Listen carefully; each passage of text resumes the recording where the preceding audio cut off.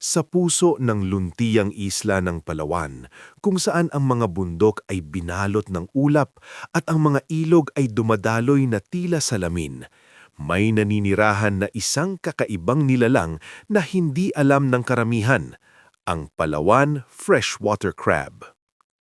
Hindi tulad ng karaniwang alimangong na matatagpuan sa dagat, ang natatanging alimangong ito ay nabubuhay sa tabang na tubig, sa mga sapa, batis at ilog na dumadaloy sa kagubatan ng Palawan. Dito, sa ilalim ng mga bato at ugat ng puno, tahimik silang gumagalaw, palaging nagmamasid sa kanilang kapaligiran. Ang Palawan freshwater crab ay isang endemic species. Ibig sabihin, dito lamang sila matatagpuan sa buong mundo.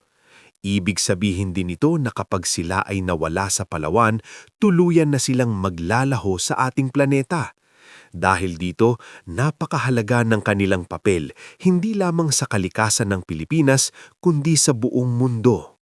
Ang kanilang matitibay na sipit ay hindi lang panlaban laban sa mga mandaragit, ginagamit din nila ito upang durugin ang mga nabubulok na dahon, kahoy at maliliit na hayop sa ilog.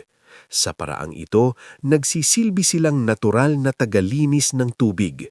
Kung wala sila, maaaring mabarahan at marumihan ang daloy ng ilog na makakaapekto sa isda, halaman at maging sa tao.